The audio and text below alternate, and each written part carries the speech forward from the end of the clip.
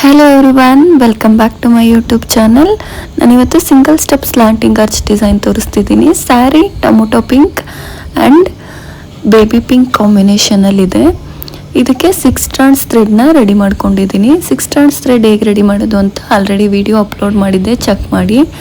Ready ಮಾಡ್ಕೊಂಡಿರೋ ಈ ಥ್ರೆಡ್ಗೆ starting ಪಾಯಿಂಟಲ್ಲಿ ಈ ಥರ ಗ್ಲೂ ಅಪ್ಲೈ ಮಾಡಿ ಬೀಡನ್ನ ಇನ್ಸರ್ಟ್ ಮಾಡಿ ಇಟ್ಕೊಬೇಕಾಗುತ್ತೆ. ಫಸ್ಟ್ಗೆ ಥ್ರೆಡ್ಗೆ ಬೀಡನ್ನ ಇನ್ಸರ್ಟ್ ಮಾಡಿ ಇಟ್ಕೊಬೇಕು.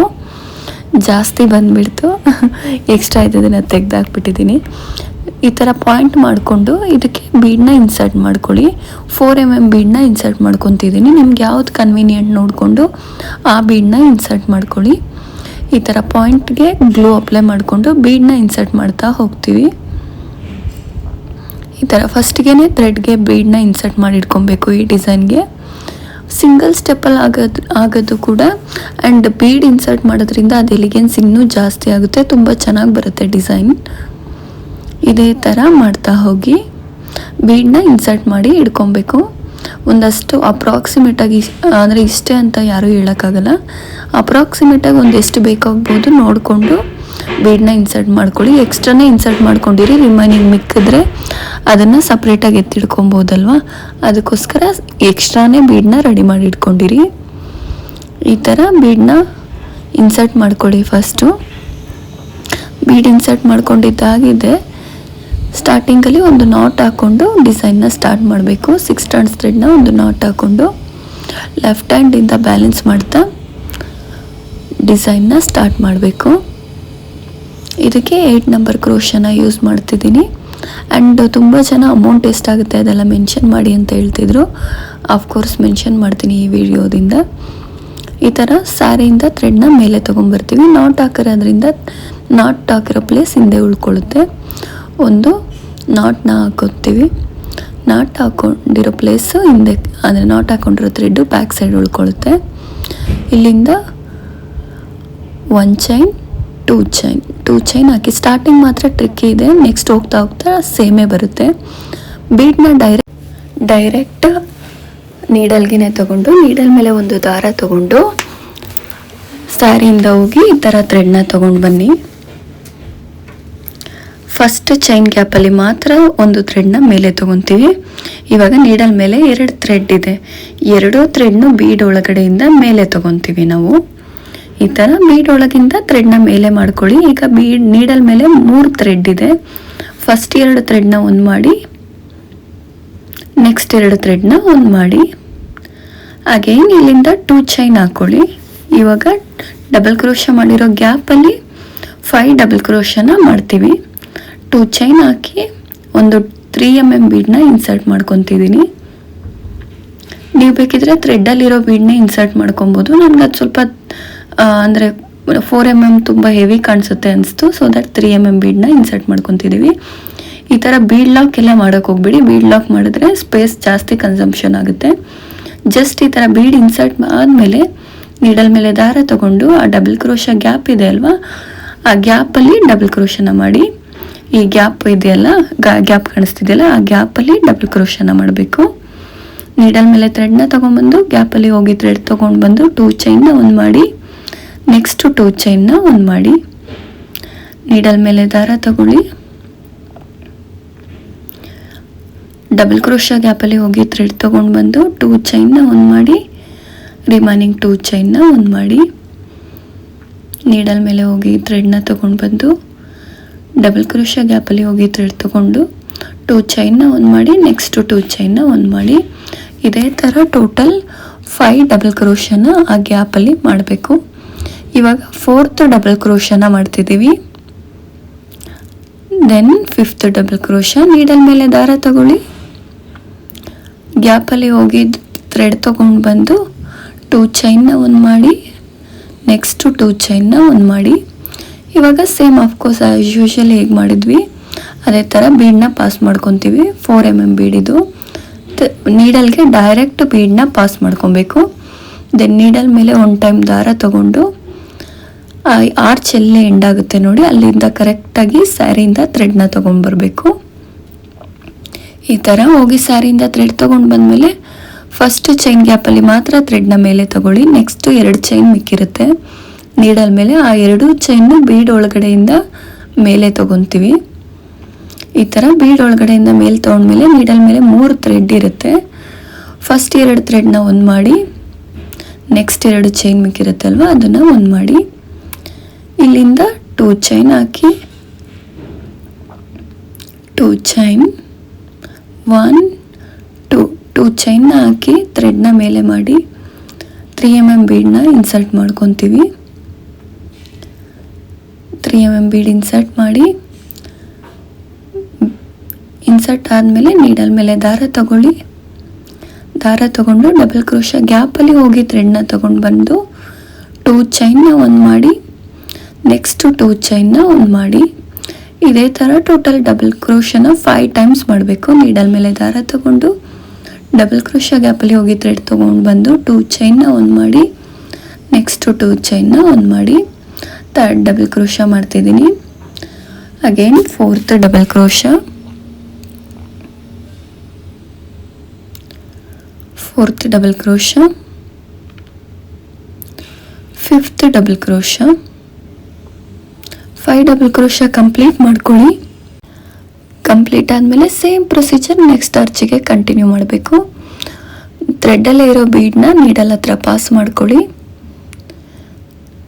ಲೆಫ್ಟ್ ಹ್ಯಾಂಡಿಂದ ಬ್ಯಾಲೆನ್ಸ್ ಮಾಡ್ಕೊತ ಬೀಡನ್ನ ಡೈರೆಕ್ಟ್ ನೀಡಲ್ಗೆ ಇನ್ಸರ್ಟ್ ಮಾಡಿಕೊಂಡು ನೀಡಲ್ ಮೇಲೆ ಒಂದು ಥ್ರೆಡ್ನ ತಗೊಂಡು ಆರ್ಚ್ ಎಲ್ಲಿಗೆ ಎಂಡಾಗುತ್ತೆ ಅಲ್ಲಿಂದ ಸ್ಯಾರಿಯಿಂದ ಥ್ರೆಡ್ನ ಮೇಲೆ ತೊಗೊಬೇಕು. ತೊಗೊಂಡ್ಮೇಲೆ ಫಸ್ಟ್ ಚೈನ್ ಗ್ಯಾಪಲ್ಲಿ ಮಾತ್ರ ಥ್ರೆಡ್ನ ಮೇಲೆ ತೊಗೊಬೇಕು. ನೆಕ್ಸ್ಟ್ 2 ಚೈನ್ ಇರುತ್ತೆ ಅಲ್ವಾ, ಬೀಡ್ ಒಳಗಡೆಯಿಂದ ಮೇಲೆ ತಗೊಳ್ಳಿ ಅದನ್ನು. ದೆನ್ ಫಸ್ಟ್ 2 ಚೈನ್ನ ಒಂದು ಮಾಡಿ, ನೆಕ್ಸ್ಟ್ 2 ಚೈನ್ನ ಒಂದು ಮಾಡಿ, ಇಲ್ಲಿಂದ 2 ಚೈನ್ ಹಾಕಿ ಒಂದು ಸ್ಮಾಲ್ ಬೀಡನ್ನ ಇನ್ಸರ್ಟ್ ಮಾಡ್ಕೊತೀವಿ. 3 mm ಬೀಡನ್ನ.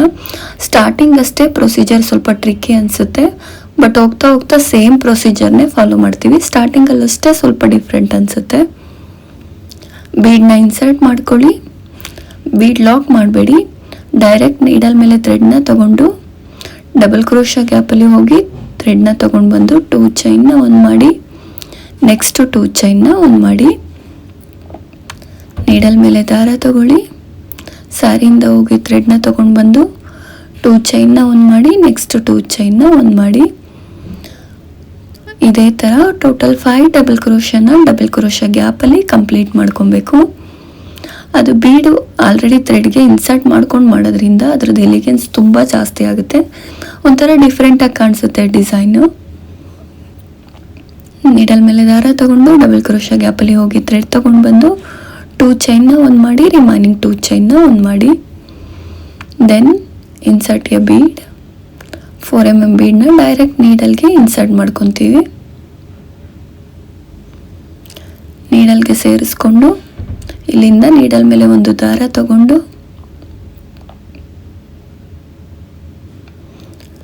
ನೀಡಲ್ ಮೇಲೆ ಒಂದು ದಾರ ತಗೊಳ್ಳಿ. ಆಚೆ ಎಲ್ಲಿಗೆ ಎಂಡಾಗುತ್ತೆ ಅಲ್ಲಿಂದ ಸ್ಯಾರಿಯಿಂದ ಥ್ರೆಡ್ನ ತೊಗೊಂಡು ಬನ್ನಿ.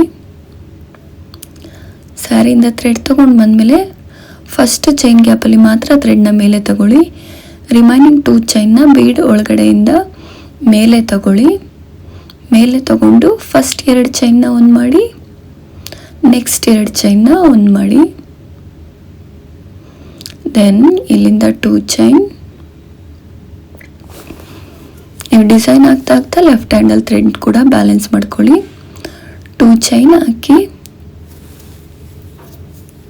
ಒಂದು ಬೀಡನ್ನ ಇನ್ಸರ್ಟ್ ಮಾಡ್ಕೊತೀವಿ. 3 mm ಬೀಡ್ ಇನ್ಸರ್ಟ್ ಮಾಡಿಕೊಂಡು ನೀಡಲ್ ಮೇಲೆ ದಾರ ತಗೊಳ್ಳಿ. ದಾರ ತಗೊಂಡು ಡಬಲ್ ಕ್ರೋಶ ಗ್ಯಾಪಲ್ಲಿ ಹೋಗಿ ಥ್ರೆಡ್ ತೊಗೊಂಡು ಬಂದು 2 ಚೈನ್ನ ಒಂದು ಮಾಡಿ, ರಿಮೈನಿಂಗ್ 2 ಚೈನ್ನ ಒಂದು ಮಾಡಿ. ಇದೇ ಥರ ಟೋಟಲ್ 5 ಡಬಲ್ ಕ್ರೋಶನ ಆ ಗ್ಯಾಪಲ್ಲಿ ಕಂಪ್ಲೀಟ್ ಮಾಡ್ಕೊಬೇಕು. 2 ಚೈನ್ನ ಒಂದು ಮಾಡಿ, ರಿಮೈನಿಂಗ್ 2 ಚೈನ್ನ ಒಂದು ಮಾಡಿ. ನೀಡಲ್ ಮೇಲೆ ದಾರ ತಗೊಳ್ಳಿ. ಡಬಲ್ ಕ್ರೋಶ ಗ್ಯಾಪಲ್ಲಿ ಹೋಗಿ ಥ್ರೆಡ್ ತೊಗೊಂಡು ಬಂದು 2 ಚೈನ್ನ ಒಂದು ಮಾಡಿ, ರಿಮೈನಿಂಗ್ 2 ಚೈನ್ನ ಒಂದು ಮಾಡಿ. ಇದೇ ಥರ ಟೋಟಲ್ 5 ಡಬಲ್ ಕ್ರೋಶನ ಒಂದು ಡಬಲ್ ಕ್ರೋಶ ಗ್ಯಾಪಲ್ಲಿ ಕಂಪ್ಲೀಟ್ ಮಾಡ್ಕೊಳ್ಳಿ. ನಿಮಗೆ ಡಿಸೈನ್ ಫೋಲ್ಡ್ ಆಗುತ್ತೆ ಆ ಥರ ಫೀಲ್ ಆದರೆ 4 ಡಬಲ್ ಕ್ರೋಶ ಕೂಡ ಹಾಕೊಬೋದು. ಬಟ್ 5 ಡಬಲ್ ಕ್ರೋಶ ಹಾಕೋದ್ರಿಂದ ಡಿಸೈನ್ ತುಂಬ ಚೆನ್ನಾಗಿ ಬರುತ್ತೆ, ಫೋಲ್ಡ್ ಏನು ಆಗಲ್ಲ. ಟೋಟಲ್ 5 ಡಬಲ್ ಕ್ರೋಶನ ಕಂಪ್ಲೀಟ್ ಮಾಡ್ಕೊಳ್ಳಿ. 5 ಡಬಲ್ ಕ್ರೋಶ ಕಂಪ್ಲೀಟ್ ಆದಮೇಲೆ ಅಗೈನ್ 4 mm ಬೀಡ್ನ ಡೈರೆಕ್ಟ್ ನೀಡಲ್ಗೆ ಪಾಸ್ ಮಾಡ್ಕೊಳ್ಳಿ.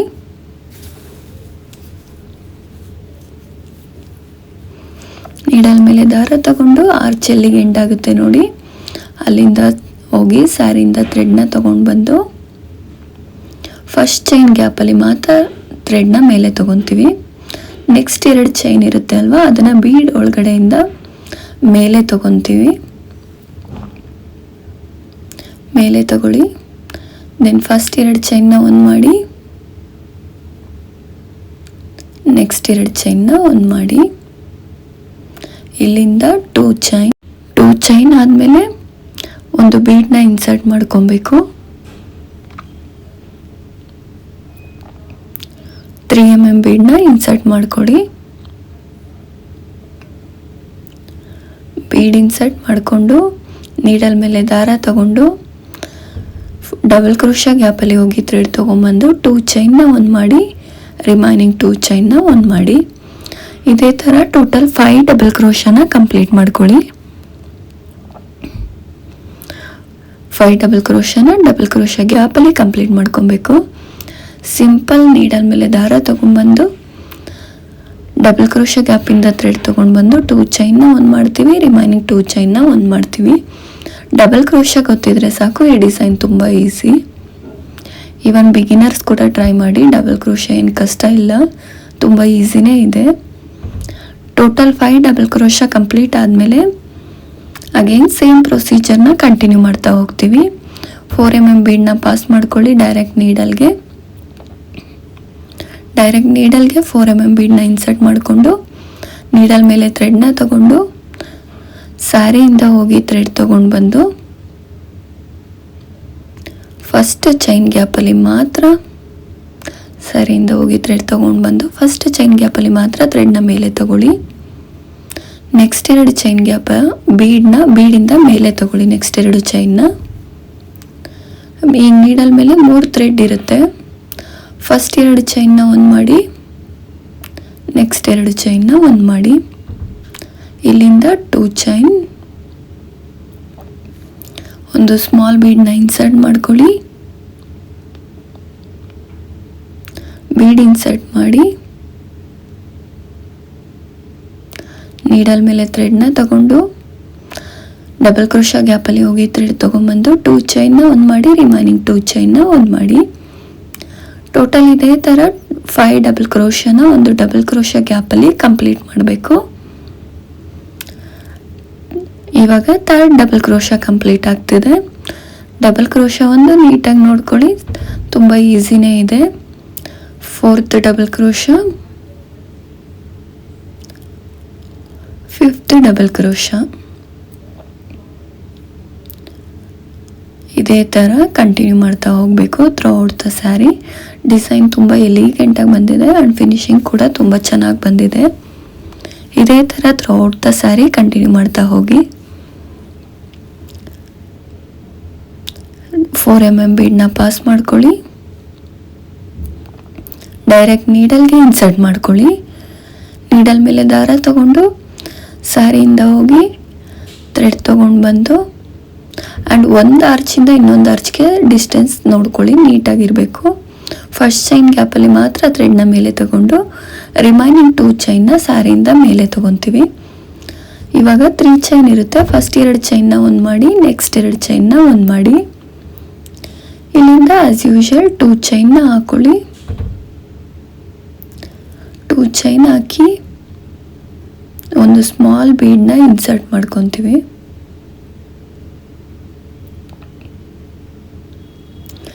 3 mm ಬೀಡ್ನ ಇನ್ಸರ್ಟ್ ಮಾಡ್ಕೊತೀವಿ. ಇನ್ಸರ್ಟ್ ಮಾಡಿಕೊಂಡು ನೀಡಲ್ ಮೇಲೆ ದಾರ ತಗೊಂಡು ಡಬಲ್ ಕ್ರೋಶ ಗ್ಯಾಪಲ್ಲಿ ಹೋಗಿ ಡಬಲ್ ಕ್ರೋಶನ ಮಾಡ್ತೀವಿ. ಟೋಟಲ್ 5 ಡಬಲ್ ಕ್ರೋಶನ ಡಬಲ್ ಕ್ರೋಶ ಗ್ಯಾಪಲ್ಲಿ ಮಾಡ್ತಾ ಹೋಗ್ತೀವಿ. 2nd double crochet, 3rd double crochet,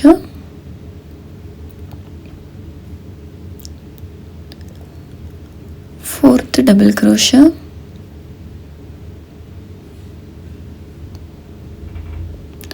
5th double crochet,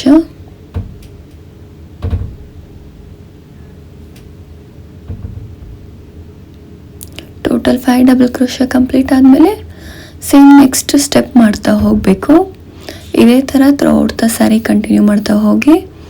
finishing ಕೂಡ ತುಂಬ ಚೆನ್ನಾಗಿ ಬರುತ್ತೆ, ಈಸಿನೇ ಇದೆ. ಇದೇ ಥರ ಕಂಟಿನ್ಯೂ ಮಾಡಿ. And don't forget to subscribe my YouTube channel. And ತುಂಬ ಸಪೋರ್ಟ್ ಮಾಡ್ತಿದ್ದೀರಾ, ಥ್ಯಾಂಕ್ ಯು ಅದಕ್ಕೆಲ್ಲ. ಈ ಡಿಸೈನ್ ಫುಲ್ ಕಂಪ್ಲೀಟ್ ಆದಮೇಲೆ ಈ ಥರ ಕಾಣಿಸುತ್ತೆ, ತುಂಬ ಚೆನ್ನಾಗಿ ಬಂದಿರುತ್ತೆ. ಸಿಂಗಲ್ ಸ್ಟೆಪ್ ಆದ್ರೂ ನಿಮಗೆ ಟ್ಯಾಸಲ್ ಸ್ಪೇಸ್ ಬೇಕಂದರೆ ಒಂದು ಆರ್ಚ್ ಆದಮೇಲೆ 3 ಚೈನ್ ಗ್ಯಾಪ್ ಬಿಡ್ಕೊಳ್ಳಿ. ಇದೇ ಥರ ಕಂಪ್ಲೀಟ್ ಆದಮೇಲೆ ಈ ಥರ ತುಂಬ ಚೆನ್ನಾಗಿ ಕಾಣಿಸುತ್ತೆ. Thank you so much.